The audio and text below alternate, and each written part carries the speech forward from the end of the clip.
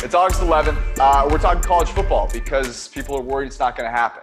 The question is, how does this impact the NFL draft in 2021, Steve? Yeah, I think it's the guys that just break out their final year of college. I think missing out on the Joe Burrows of the world. Joe Burrow was just tweeting about that, saying, look, if I'd be looking for a job if last year didn't happen instead of being the number one overall pick. He's not that crazy because after the 2018 season, he was a fringe draftable prospect, and then he turns into the highest graded PFF quarterback that we've ever had since we started this in 2014. So I think every year the first round has 8, 10, 12 guys who kind of just either came out of nowhere or went from late mid-rounders up to first rounders. I think those are the guys that are impacted the most, and that is what gets impacted the most with the draft.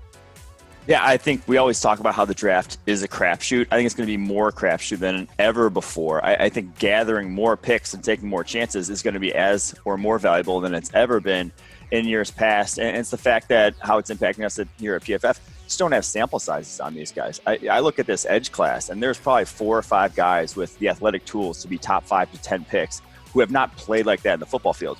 They could have this year, but if they're not having this 2020 season, we won't be able to know for sure. So some of those guys will fall. Maybe they were developing to the point where they could be good this upcoming season, could have been top 5 picks, but we won't know that because we won't see them on the football field. I've heard people say, oh, that means picks this next year won't be that valuable. Wrong. Totally opposite. In fact, picks down the road are way more valuable. Just what you said, Mike. I would acquire as many picks as I possibly could. The worst thing that GMs do in the current draft structure is think they know what's going to happen, right? And so they trade up and they go, this one guy, that's the guy. And they're wrong way too often. You want to move back and accumulate picks. That would make this strategy way more optimal. And I think actually would make GMs more likely to do that. And you could see, Tom Brady was picked 199. Everyone talks about that all the time. We never see that anymore. Everyone's scouting the crap out of these guys. This is how you could see it. This is how you see Joe Burrow, Kyler Murray slide way down there. Someone get a franchise quarterback deep in the draft. I think it makes it way more interesting. By the way, guys, maybe we sponsor a little PFF Spring League. I'm just saying, options. Absolutely. Let's do it. Get all our favorite players out there, and that's how they prep for the draft. All right, PFF.com, we've ranked all of the interior offensive linemen, and number 1 is Quentin Nelson, just edging out Zach Martin, the guard from the Colts. Quentin Nelson, not only is he the best interior offensive lineman, he's also the best all-around offensive lineman. I know what you think, Golden Domer Mike. Yeah, I mean, not to toot my own horn, but I called him a future Hall of Famer before he was even drafted. I think through the first 2 years, he looks like he's on pace for that. 5th highest graded guard as a rookie, 2nd highest graded guard this past season behind Brandon Brooks. He keeps that pace up, he'll be the -1 highest graded guard this upcoming season. I don't think he's going to quite get to that level, but he is the best offensive lineman in the NFL.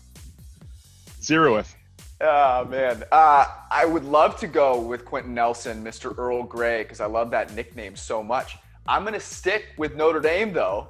Not Mike McGlinchey.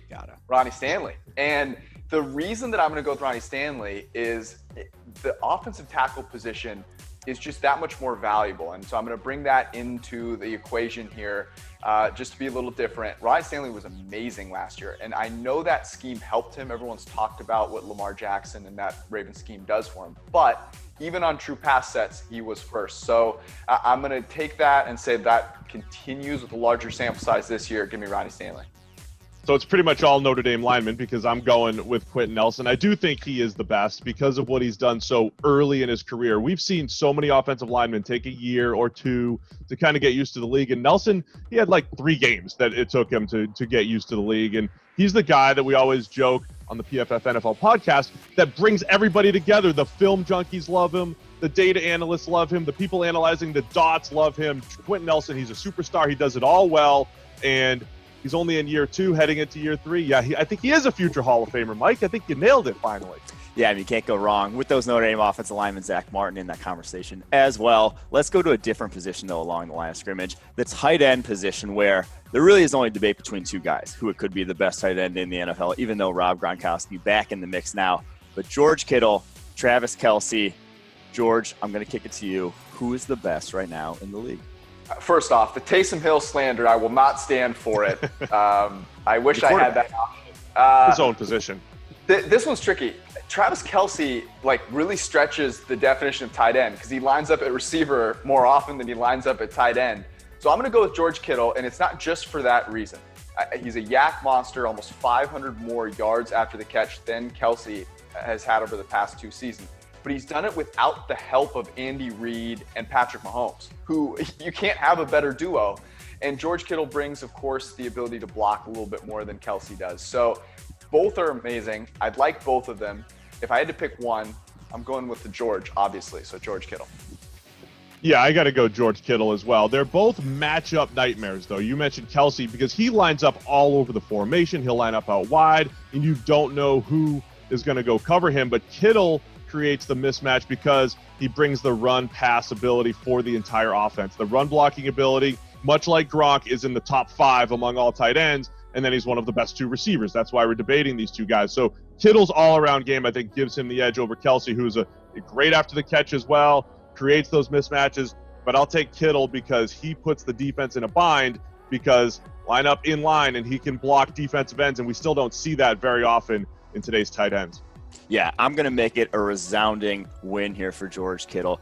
Travis KELCE, probably the best route running tight end I've ever seen. What he can do from that perspective is special, and that's what George talked about. He can actually be a wide receiver and succeed in a wide receiver-esque role. That's rare to see from the tight end position, but what George Kittle can do, stretching the field after the catch, where he led all receivers last year with 20 broken tackles, not just tight ends, receivers as well. And then from an inline blocking perspective, he's just too special in those 3 regards that I'm going to give him the nod.